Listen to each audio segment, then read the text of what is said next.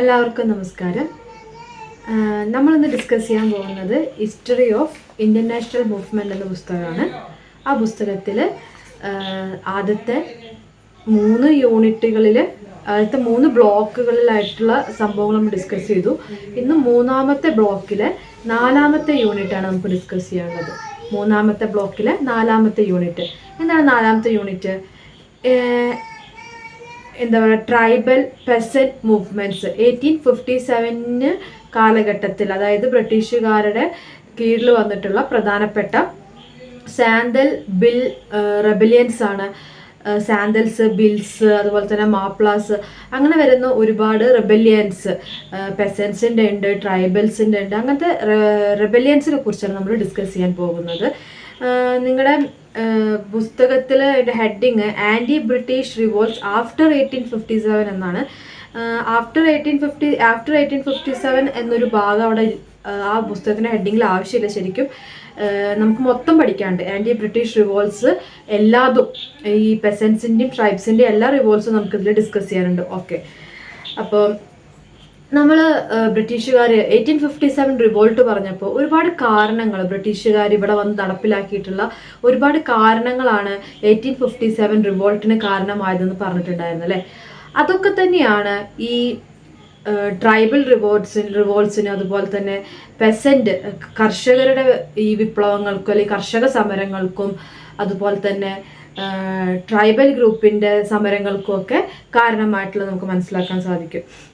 ഇനി പ്രധാനപ്പെട്ട കാരണങ്ങൾ, ഈ റെസിസ്റ്റൻസ്, ഈ ചെറുത്തുനിൽപ്പിനുള്ള അല്ലെങ്കിൽ ആഭ്യന്തര കലാപങ്ങൾക്കുള്ള പ്രധാനപ്പെട്ട കാരണങ്ങൾ എന്തൊക്കെയാണ് നമുക്ക് നോക്കുമ്പോൾ, ഒന്ന് ലാൻഡ് റവന്യൂ സെറ്റിൽമെൻറ്റ്സ്, അതായത് ബ്രിട്ടീഷുകാരിവിടെ നടപ്പിലാക്കിയിട്ടുള്ള ടാക്സുകൾ, അമിത വരുമാനം ഈടാക്കാൻ വേണ്ടിയിട്ട് ബ്രിട്ടീഷുകാർ നടപ്പിലാക്കിയിട്ടുള്ള ഒരുപാട് പരിഷ്കരണ പ്രവർത്തനങ്ങൾ ഒരു കാരണമായിട്ടുണ്ട്.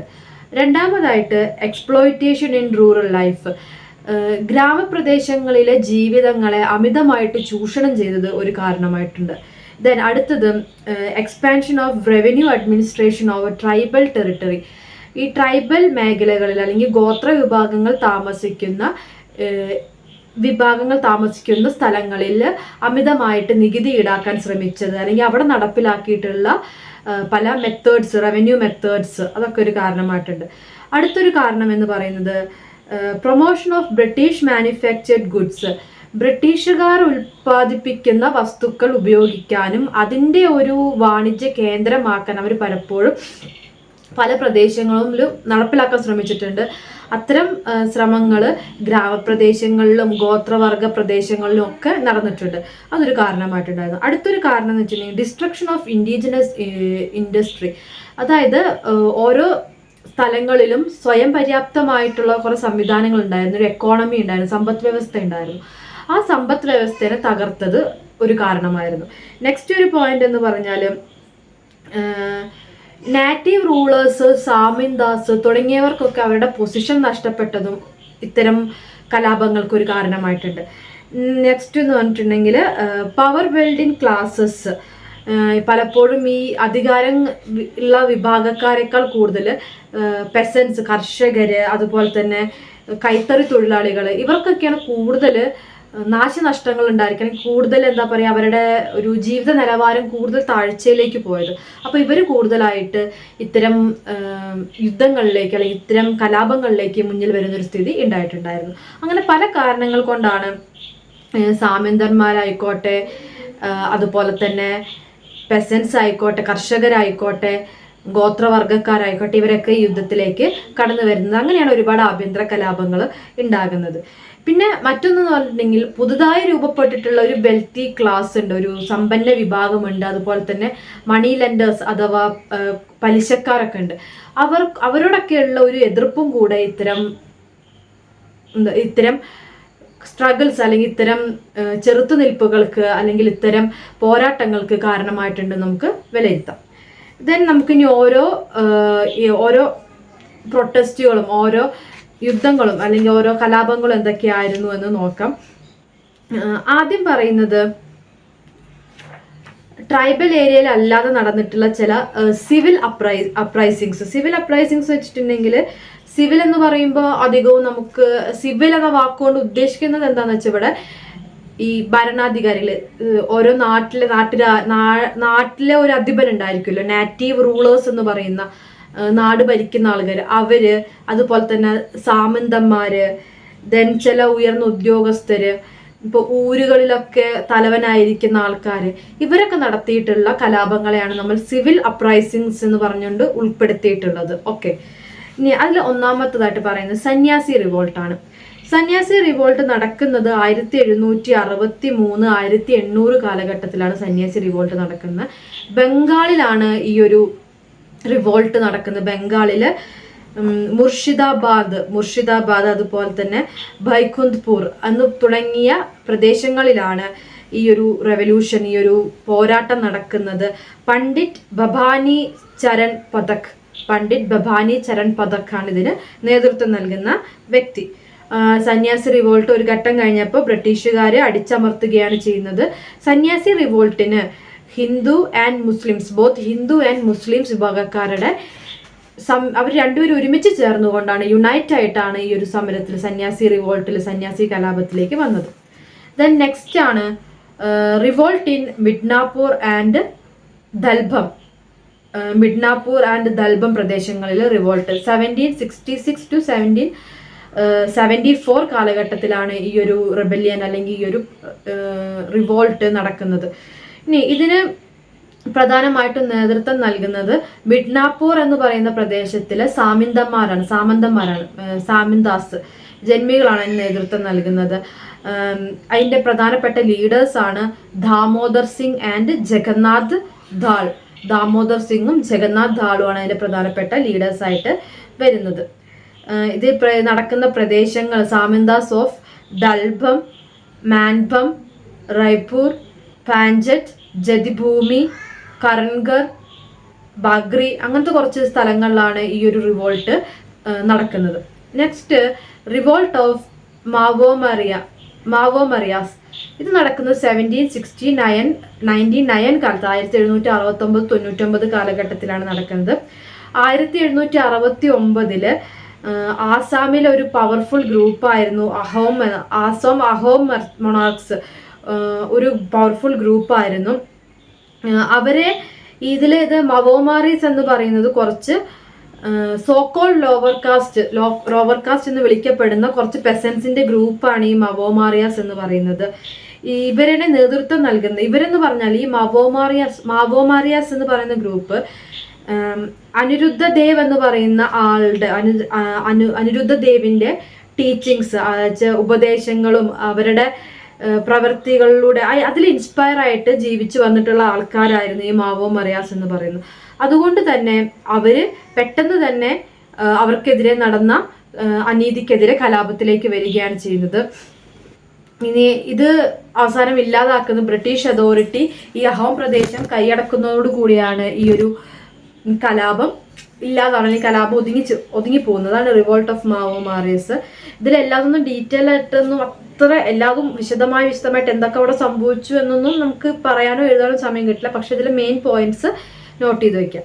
Then civil uprisings in Gorakhpur, Basti and Bahraich ഈ പ്രദേശങ്ങളിൽ നടന്നത് 1781 ഇവിടേക്ക് ഈ റിവോൾട്ടുകൾ, കലാപങ്ങൾ നടക്കുന്നത്.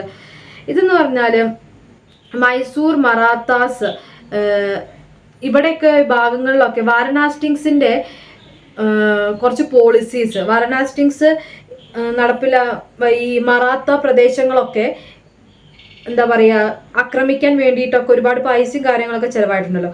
അപ്പോൾ ഇത്തരത്തില് ഒരുപാട് കാര്യങ്ങളൊക്കെ ചിലവായപ്പോൾ അതൊന്ന് കോമ്പൻസേറ്റ് ചെയ്ത് പോകാൻ വേണ്ടിയിട്ട് വാരൻ ഹാസ്റ്റിങ്സ് ഇംഗ്ലീഷ് ഓഫീസേഴ്സിന്, ഇംഗ്ലീഷ് ഓഫീസർമാരേനെയൊക്കെ ഇജർദാറാസ് ആയിട്ട് ഔദില് ഇജർദാറാസ് എന്ന് പറഞ്ഞ പൊസിഷനിലേക്ക് കൊണ്ടുവന്നിരുത്തുകയാണ് ചെയ്യുന്നത്. അതായത് അവർക്ക് നഷ്ടപ്പെട്ട കുറച്ച് വരുമാനം ഈടാക്കാൻ വേണ്ടിയിട്ട് ബ്രിട്ടീഷ് ഓഫീസിലുള്ളവരും ബ്രിട്ടീഷ് ഓഫീസേഴ്സിനെയൊക്കെ ഇജർദാർസ് എന്ന പൊസിഷനിൽ ഔദിൽ കൊണ്ടുവന്നിരുത്തുന്ന ഒരു സ്ഥിതി ഉണ്ടായി. അപ്പൊ ഇതിനെതിരെയാണ് ഒരു കലാപം ഉണ്ടാകുന്നത് 1781 ഗോരഖ്പൂർ, ബാസ്തി, ബറൈക് റീജൻസിലൊക്കെ റിവോൾട്ട് ഉണ്ടാകുന്നത്.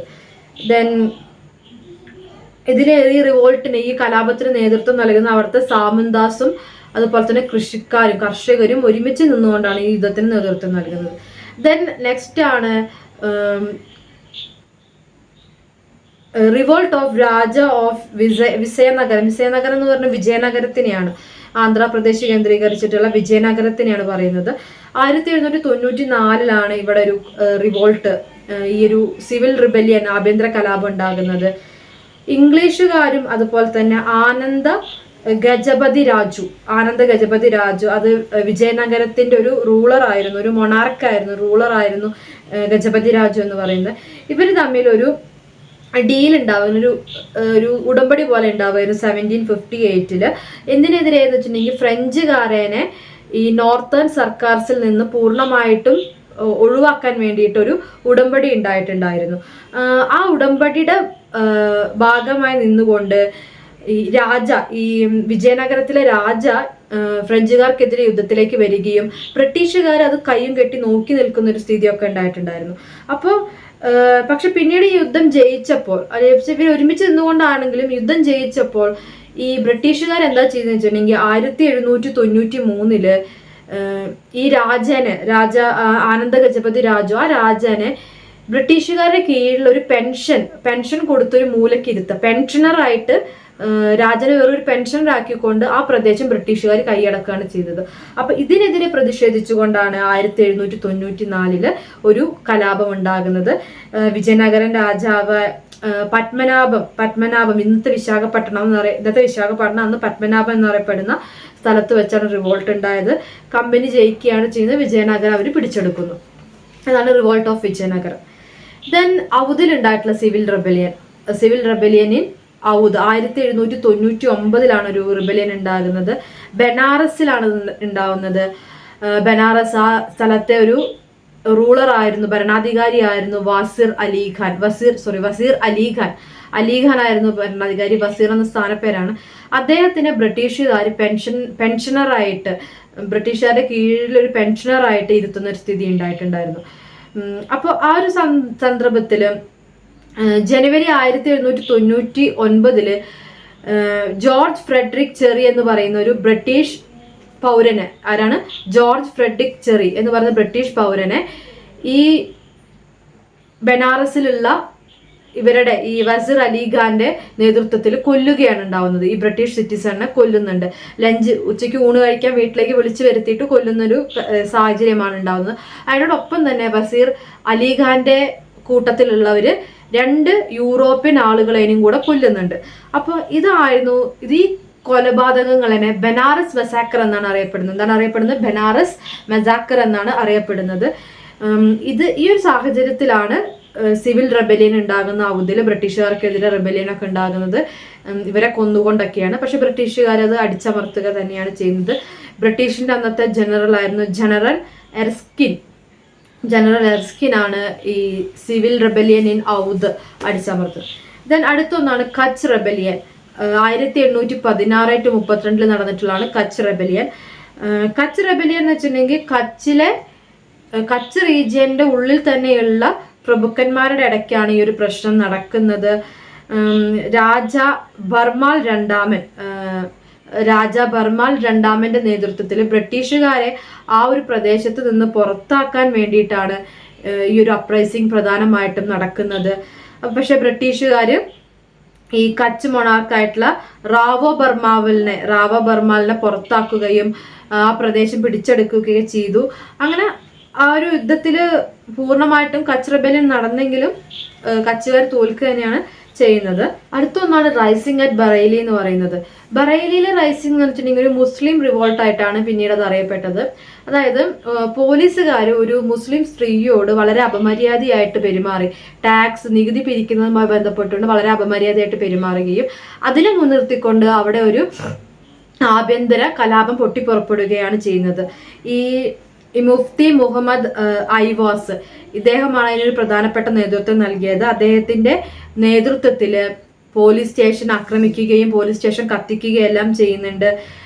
അതിനുശേഷം കുറച്ച് ദിവസം കഴിഞ്ഞപ്പോൾ തന്നെ ഈ ഇയാളെ അറസ്റ്റ് ചെയ്യുകയും മുഫ്തി മുഹമ്മദ് ഐവാസിനെ അറസ്റ്റ് ചെയ്യുകയും അങ്ങനത്തെ കുറെ പ്രശ്നങ്ങൾ ഉണ്ടാവുന്നുണ്ട്. ഈ ഇൻസിഡന്റിന്റെ ഭാഗമായിട്ട്, ഈ സ്ത്രീനെ ഉപദ്രവിച്ചതിന്റെ ഇൻസിഡന്റിന്റെ ഭാഗമായിട്ട് ഈ ഒരു പ്രശ്നം മറ്റ് പ്രദേശങ്ങളിലേക്കും പിലീഭിത്ത്, ഷാജഹാൻപൂർ, റംപൂർ തുടങ്ങിയ പ്രദേശങ്ങളിലേക്കൊക്കെ എത്തുകയും എല്ലായിടത്തേക്കും അത് വ്യാപിപ്പിക്കുന്ന ഒരു സ്ഥിതിയും ഉണ്ടായിട്ടുണ്ടായിരുന്നു. 300-ലധികം ആൾക്കാർ ഇതിന്റെ ഭാഗമായിട്ട് കൊല്ലുകയും മരണപ്പെടുകയും അതുപോലെ തന്നെ വൂണ്ടഡ് ആവുകയും പരിക്കേൽക്കുകയും ഒക്കെ ചെയ്തതായിട്ട് പറയുന്നുണ്ട്.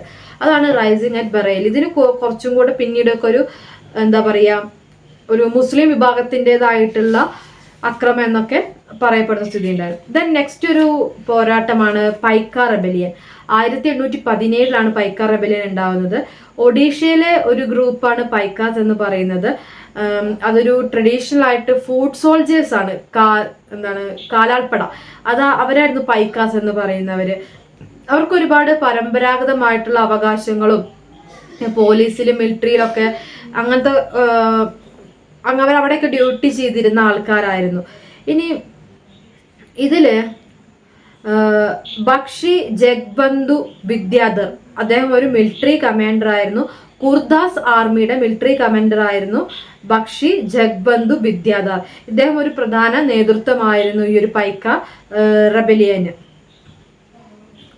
അപ്പൊ ഇവിടെ എന്താന്ന് വെച്ചിട്ടുണ്ടെങ്കിൽ company, English east India company ഈ ഒരു ഇവരുടെ പരമ്പരാഗതമായിട്ടുള്ള ആൻസിസ്ട്രൽ ആയിട്ടുള്ള അവകാശങ്ങളുണ്ട്. ഈ കില്ല റൊറാങ്ക് എന്ന് പറയുന്ന ആൾക്കാർക്ക് അവിടെ പാരമ്പര്യമായിട്ട് കുറെ ആൻസിസ്ട്രൽ ഭൂമി കാര്യങ്ങളൊക്കെ ഉണ്ടായിരുന്നു, എസ്റ്റേറ്റ് ഉണ്ടായിരുന്നു. അതിന്റെ മീതെയുള്ള അവകാശങ്ങൾ, ഈ കില്ല റൊറാങ്ക് എന്ന് പറയുന്ന പ്രദേശത്തെ എസ്റ്റേറ്റിന്റെ മീതെ പരമ്പരാഗതമായിട്ട് അവകാശമുള്ളവരാണ് ജഗ്ബന്ധു എന്നൊക്കെ പറയുന്നവർ. അവരുടെ അവകാശങ്ങൾ കമ്പനി എടുത്തു കളയുന്ന ഒരു സ്ഥിതി ഉണ്ടായി 1814. അതിന്റെ ഭാഗമായിട്ടാണ് അവിടെ ഒരു റെബലിയൻ പൊട്ടിപ്പുറപ്പെടുന്നത്. അപ്പൊ എന്താണ് ഈ ഒരു ഇവര് എന്ന് പറഞ്ഞാൽ തന്നെ പൈക്കാസ് എന്ന് പറയുന്നത് പലപ്പോഴും ഒരുപാട് പരമ്പരാഗത അവകാശങ്ങളുള്ളവരാണ്. അതിൽ തന്നെ ബക്ഷി ജഗ്ബന്ധു വിദ്യാധർ ഒരു മിലിറ്ററി കമാൻഡർ ആയിരുന്നു. അദ്ദേഹത്തിന്റെ പൂർവികർക്ക് മുതൽക്ക് അവകാശമുള്ള ഒരു ഭാഗമായിരുന്നു കില്ല റൊറാങ്ക് എന്ന് പറഞ്ഞ സ്ഥലത്തൊക്കെ. അവിടുത്തെ അവകാശങ്ങൾ കമ്പനി എടുത്തു കളയുന്നതാണ് ഈ ഒരു റിവോൾട്ടിന്, ഈ ഒരു എന്താ പറയുക പോരാട്ടത്തിന് കാരണമായത്. ഇതിലെ പൈക്ക വിദ്രോ എന്നൊരു പേരും കൂടെ ഈ ഒരു റിവോൾട്ടിന് അറിയപ്പെടുന്നുണ്ട്. എന്താണ് പൈക്ക വിദ്രോ എന്ന പേരും കൂടെ ഇതിന് അറിയപ്പെടുന്നുണ്ട്. പൈക്ക റെബല്യൻ ശരിക്കും പറഞ്ഞൊരു സക്സസ്ഫുൾ റെബല്യൻ ആയിരുന്നു. കാരണം അതുമായി ബന്ധപ്പെട്ടുകൊണ്ട് ഗവൺമെന്റ് ഈ ഭൂമി കണ്ടെത്തുന്നതിനായിട്ട് കുറെ നിബന്ധനകളൊക്കെ വെച്ച് കുറെ ഏരിയാസ് ഒക്കെ അവർക്ക് തിരിച്ചു കൊടുക്കുകയും അങ്ങനെ പ്രോപ്പർട്ടീസ് ഒക്കെ കുറെ അവർക്ക് തന്നെ തിരിച്ചു കൊടുക്കുന്ന ഒരു സ്ഥിതിയൊക്കെ ഉണ്ടായിരുന്നു. അതുകൊണ്ട് പൈക്ക റെബല്യൻ ഏറെക്കുറെ ഒരു സക്സസ്ഫുൾ റെബല്യൻ ആയിട്ടാണ് കണക്കാക്കുന്നത് 1817. ദെൻ വഗേറ റൈസിങ്സ് വെച്ചിട്ടുണ്ടെങ്കിൽ വഗേറ ലീഡർ ആയിട്ടുള്ള ഒക്ക മണ്ഡലിന്റെ നേതൃത്വത്തിലാണ് നടക്കുന്നത്. ഈ ഒക്ക മണ്ഡൽ ആയുധം എടുത്തുകൊണ്ട് പോരാട്ടത്തിന് ഇറങ്ങിയിട്ടുള്ള ഒരു പോരാട്ടമാണ്. ഇത് 1818 1820 കാലഘട്ടത്തിലാണ് ഇത് നൽകുന്നത്. ഈ ഒരു സംഭവം നടക്കുന്നത് ബറോഡ, ഗൈക്കവാദ് ഏരിയാസിലൊക്കെ എന്താ പറയുക ബ്രിട്ടീഷുകാരുടെ അഡ്മിനിസ്ട്രേഷനുമായി ബന്ധപ്പെട്ടുകൊണ്ട് തന്നെയാണ് വഗേറ റൈസിങ്സ് നടക്കുന്നത്. അവസാനം നവംബർ 1820 ഈ ഒരു കലാപത്തിന് എന്താ പറയുക ഒരു പീസ്ഫുൾ സമാധാനപരമായിട്ടുള്ള അന്തരീക്ഷം വരാൻ വേണ്ടി കരാറുകൾ കൊണ്ടുവരികയാണ് ചെയ്യുന്നത്. ദെൻ അടുത്തൊന്നാണ് അഹോം റിവോൾട്ട്. 1828 അഹോം റിവോൾട്ട് നടക്കുന്നത്. ഈ അഹോം റിവോൾട്ട് നടക്കാനുള്ള സാഹചര്യം എന്ന് പറഞ്ഞാൽ ഫസ്റ്റ് ബർമ വാറിന് ശേഷം ബ്രിട്ടീഷുകാർ ആസാം പ്രദേശത്തിന് സ്വതന്ത്ര പദവി നൽകി അവരെ സ്വതന്ത്രമാക്കി വിടാമെന്ന് ബ്രിട്ടീഷുകാർ വാക്ക് നൽകുന്നുണ്ട് ആഫ്റ്റർ ഫസ്റ്റ് ബർമ വാർ. ഈ ഒരു വാക്ക് വിശ്വസിച്ചുകൊണ്ട് ഈ ഫസ്റ്റ് ബർമ വാറിൽ ഈ ആസാം പ്രദേശത്തുള്ള ഒരു യുദ്ധത്തിലേക്ക് വരികയൊക്കെ ചെയ്യുന്നുണ്ട്. പക്ഷെ ബ്രിട്ടീഷുകാർ യുദ്ധം കഴിഞ്ഞപ്പോൾ ഈ ഒരു സ്ഥലം വിട്ടുകൊടുക്കുന്നില്ല. ഈ ഒരു സ്ഥലം വിട്ടുകൊടുക്കുന്നില്ല എന്ന് മാത്രമല്ല, അത് അവരുടെ കീഴിലേക്ക് കൊണ്ടുവരാൻ അഹോം റീജിയൻ കമ്പനി റൂളിന്റെ കീഴിലേക്ക് കൊണ്ടുവരികയും ചെയ്തു. ഇതിന് പ്രതിഷേധിച്ചുകൊണ്ടാണ് ആസാം പ്രദേശത്ത് അല്ലെങ്കിൽ അഹോം റിവോൾട്ട് രൂപപ്പെടുന്നത്. അപ്പൊ അതിന് 1828 ഇതിനൊരു സാഹചര്യം ഉണ്ടാകുന്നത്. ഇതിന് നേതൃത്വം നൽകുന്നത് ഗോംദർ കൊൺവർ എന്ന് പറഞ്ഞ ആളാണ് ഇതിന് നേതൃത്വം നൽകുന്നത്. അഹോം പ്രിൻസും അതുപോലെ തന്നെ ആ നാട്ടിലുള്ള ഒരു വ്യക്തിയും കൂടെ ചേർന്നുകൊണ്ട് ഈ പോരാട്ടത്തിന് നേതൃത്വം നൽകുന്നുണ്ട്. ധനഞ്ജയ് ബൊർഗാഹിനും അതുപോലെ തന്നെ ജയറാം കർഗാറിയ ഫുഖാനും, ഇവരാണ് ഇതിന് നേതൃത്വം നൽകുന്ന മറ്റാൾക്കാരെന്ന് പറയുന്നത്. ഫൈനലി കമ്പനി എന്താണ് ചെയ്യുന്നത്? ഇതും ഒരു പകുതി വിജയം തന്നെയായിരുന്നു ഈ റിവോൾട്ടും. കമ്പനി അഹോം പ്രദേശങ്ങൾ, ആസാമിന്റെ കുറച്ച് നോർത്തേൺ ആസാമൊക്കെ ഇവർക്ക് സ്വതന്ത്രമായി വിട്ടു നൽകുകയും കുറച്ച് ഭാഗങ്ങളിൽ ഇവരെ ബ്രിട്ടീഷുകാരുടെ ആധിപത്യം കൊണ്ടുവരികയൊക്കെയാണ് ചെയ്യുന്നത്. അങ്ങനെ ഒരു രീതിയാണ് വരുന്നത്. പക്ഷെ അഹോം റിവോൾട്ടിന്റെ ഭാഗമായിട്ട് ഗോംദർ കൊൺവറിനെയാണ് ഇവര് ഈ അഹോം റിവോൾട്ട് ചെയ്തിട്ടുള്ള ആൾക്കാര് ഗോംദർ കൊൺവാറിനെയാണ് ഈ റിബൽസ് അധികാരിയായിട്ട് കൊണ്ടുവരുന്നത്. ബ്രിട്ടീഷുകാർ അതിന് സമ്മതിച്ചില്ല. പകരം ബ്രിട്ടീഷുകാര് മഹാരാജ പുരന്ദർ സിംഗ് നരേന്ദ്രനെയാണ് അഹോം റീജിയന്റെ ഭരണാധികാരിയായിട്ട് കൊണ്ടുവന്നത്. പക്ഷെ എന്നാലും ആ പ്രദേശം ബ്രിട്ടീഷുകാരെ കയ്യിൽ നിന്ന് തിരിച്ചു കൊടുക്കുന്ന സ്ഥിതി ഉണ്ടായിട്ടുണ്ട്. അടുത്തൊരിതാണ് സൂറത്ത് സോൾട്ട് അജിറ്റേഷൻസ്. 1840 സംഭവിക്കുന്നത്. 1844 ആണ് 1840-കളിൽ 44 കാലഘട്ടമൊക്കെ ആയപ്പോൾ ഉപ്പിന് വലിയ രീതിയിൽ നികുതി ഏർപ്പെടുത്തി. അപ്പൊ ഇതിനെതിരെ പ്രതിഷേധിച്ചുകൊണ്ടാണ് സൂറത്തിലെ കലാപങ്ങൾ ഉണ്ടാവുന്നത്. 50 പൈസയിൽ നിന്ന് 1 രൂപയാക്കിയിട്ട് ലെവി കൊടുക്കേണ്ടത് 50 പൈസയിൽ നിന്ന് 1 രൂപയാക്കിയിട്ട് മാറ്റി സോൾട്ടിന്, ഉപ്പിന് നികുതി കൊടുക്കേണ്ടത്. അപ്പൊ ഇതാണ് അവരേനെ ഒരു കലാപത്തിലേക്ക് നയിക്കുന്നത്. 1848 ആയപ്പോഴേക്കും സൂറത്തിലുണ്ടായിട്ടുള്ള ഇതുമായി ബന്ധപ്പെട്ടുണ്ടായിട്ടുള്ള കലാപത്തിന്റെ ഭാഗമായിട്ട് ആ ഒരു കൂട്ടിയ ലെവി കുറയ്ക്കുകയും അത് പിന്നെ വേണ്ടാന്ന് വെക്കുകയൊക്കെ ചെയ്യുന്ന സ്ഥിതിയാണ് ഉണ്ടായിട്ടുള്ളത്. ദെൻ അടുത്തൊന്ന് വഹാബി മൂവ്മെന്റ് പിന്നീട് വന്നിട്ടുള്ള ഒരുപാട് മൂവ്മെന്റ്സിന് എന്താ പറയുക ഇൻസ്പിറേഷൻ നൽകിയൊരു മൂവ്മെന്റ് ആയിട്ടാണ് കണക്കാക്കുന്നത്. 1830-കളിൽ തുടങ്ങി 1861 വരെ വഹാബി മൂവ്മെന്റ്സ് ഉണ്ടായിട്ടുണ്ട്. അപ്പൊ അതിന്റെ മുമ്പേ വഹാബി ഒരുപാട് മൂവ്മെന്റ്സ് ഉണ്ട്. ഇതെന്ന് പറഞ്ഞാല് സെയ്ദ് അഹമ്മദ് റായ്ബറേലി പ്രദേശത്ത് സെയ്ദ് അഹമ്മദാണ് ഇതിന് തുടക്കം കുറിക്കുന്നത്. ഈ റായ്ബറേലിയിലെ സെയ്ദ് അഹമ്മദ് എന്ന് പറഞ്ഞാല് സൗദി അറേബ്യയിലെ അബ്ദുൾ വഹാബ് എന്ന് പറഞ്ഞ ആളുടെയും അതുപോലെ തന്നെ ഡൽഹിയിലെ ഷാ വലിയുല്ല എന്ന് പറഞ്ഞ ഇവരുടെയൊക്കെ ഒരു ടീച്ചിങ്സിൽ ഇവരുടെയൊക്കെ ഉപദേശങ്ങൾ സ്വീകരിച്ചിട്ട് അതിൽ ഇൻവോൾവ് ആയിട്ടുള്ള അതിൽ കൂടുതൽ അതാണ് ശരിയെന്ന് കരുതിയിരുന്ന ഒരു വ്യക്തിയായിരുന്നു സെയ്ദ് അഹമ്മദ് റായ്ബറയിലെ സെയ്ദ് അഹമ്മദ് എന്ന് പറയുന്നത്. അപ്പം അദ്ദേഹമാണ് ഈ വഹാബി മൂവ്മെന്റിന് നേതൃത്വം നൽകുന്നതും. അതിൽ ഇസ്ലാമിക് റിവൈവലിസ്റ്റ് മൂവ്മെന്റ് ആണ്, ഇസ്ലാമിന്റെ പരിവർത്തന മൂവ്മെന്റ് എന്നാണ് അതിനെ നമുക്ക് അറിയപ്പെടാൻ സാധിക്കുന്നത്. ഇസ്ലാമിനെ ഈ പാശ്ചാത്യരുടെ ഇൻഫ്ലുവൻസിൽ നിന്ന്, പാശ്ചാത്യരുടെ സ്വാധീനത്തിൽ നിന്ന് മുസ്ലിംസിനെ രക്ഷപ്പെടുത്തിയെടുത്ത് തനത് മുസ്ലിം കൾച്ചർ, അതായത് സൗദി അറേബ്യ പ്രൊഫറ്റിന്റെ നാടാണല്ലേ, അതായത് പ്രൊഫറ്റ് മുഹമ്മദിന്റെ നാടായിട്ടുള്ള സൗദി അറേബ്യയുടെ പോലത്തെ രീതികൾ കൊണ്ടുവരിക എന്നതായിരുന്നു ഇദ്ദേഹത്തിന്റെ സെയ്ദ് അഹമ്മദിന്റെ ആവശ്യം എന്ന് പറയുന്നത്. അങ്ങനെ മുസ്ലിംസിന്റെ ഇടയ്ക്ക് ബ്രിട്ടീഷ് വലയത്തിൽ നിന്ന് രക്ഷപ്പെടുത്തിയിട്ട് മുസ്ലിംസിനെ അവരെ ഒന്ന് കൂടുതൽ പുനരുദ്ധരിപ്പിച്ചെടുക്കുക, അതായിരുന്നു എൻ്റെ ഉദ്ദേശം എന്ന് പറയുന്നത്. അപ്പൊ ഇത്രയായിരുന്നു പ്രധാനപ്പെട്ട സിവിൽ അപ്രൈസിങ്സ്, ആഭ്യന്തര കലാപങ്ങൾ എന്ന് പറയുന്നത്.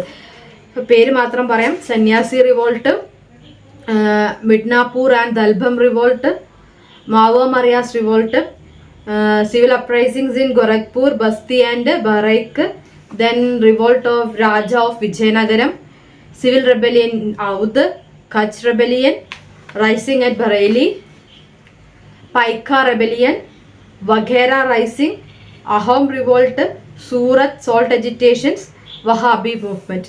ഇത്രയാണ് പ്രധാനമായിട്ട് നമ്മൾ ഡിസ്കസ് ചെയ്തത്.